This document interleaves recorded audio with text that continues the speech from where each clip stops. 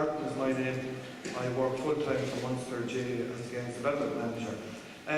The research topic that I was asked to present here is based on a survey we conducted in 2012 on the return on our investment in coaching and games development.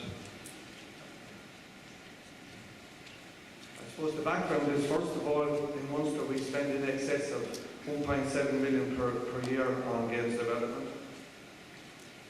Including counties' expenditure, this figure rises to over 3 million, a considerable amount to spend on any area of activity you appreciate. We're constantly questioning both the provincial and county level, and rightly so, I suppose, when you spend so much money on, are we getting return for money, are we getting value out on our investment? And sometimes we're often judged, I suppose, by a puck of a ball or the success of a minor team, and all of a sudden everything is wrong, and everything we've done over the last years is wrong. As you know, success on games development programs can be quite difficult to measure. It can be subjective, it can be different expected outcomes. And finally, we're not particularly good at selling what we do. We spend a lot of time doing it, but like other organisations, we don't spend a lot of time selling what we do. So what we actually did do, we commissioned an outside consultancy firm to undertake an analysis. And the analysis looked at coaching investment across all our areas of activity: schools, clubs, coach education, squads and other game development initiatives. We used both primary and secondary research.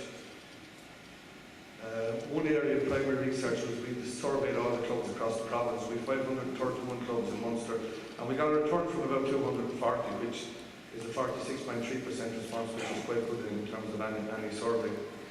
Another form of primary research was that we actually surveyed 450 parents across the province, coming out of training, coming back from coach camps and that. And finally, we used existing information that was available through the management information system here in Grove Park and club database, club registration, etc. What did we find? We found quite a lot of stats, but I suppose the main ones I'm going to focus on. We found that we have 58,000 underage players in Munster.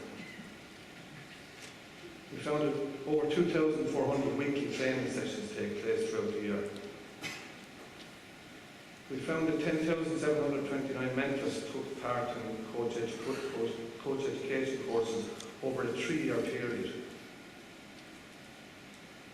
We also discovered that 1 in every 2 players is lost to the jail by the time they get from 8 years of age to minor, which I would probably concur with some economists' research. The GAA activity we were providing in the schools in Munster accounts for 46,000 hours of physical activity. It's the equivalent of 62 PE teachers.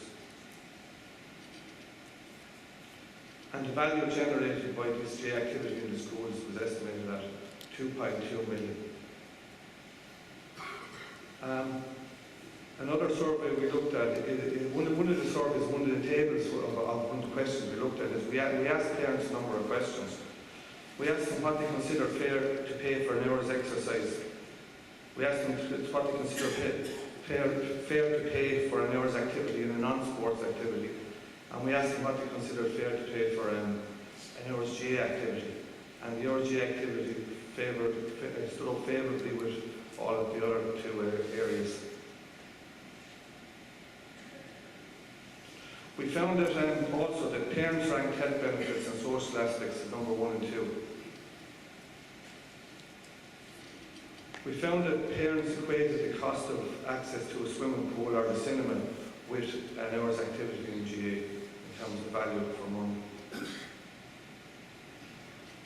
Parents placed a value of €5.82 on 1 hour's GAA coaching or playing activity.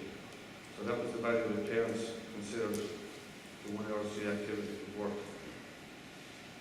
We also discovered that female parents showed a higher willingness to pay more.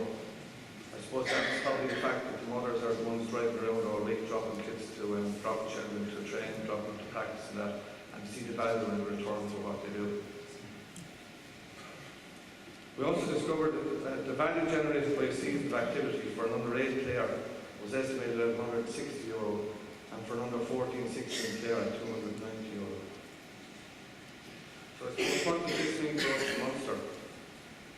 It meant that out of our investment of 1.7 million, we estimated we were generating a value of 20 million euros.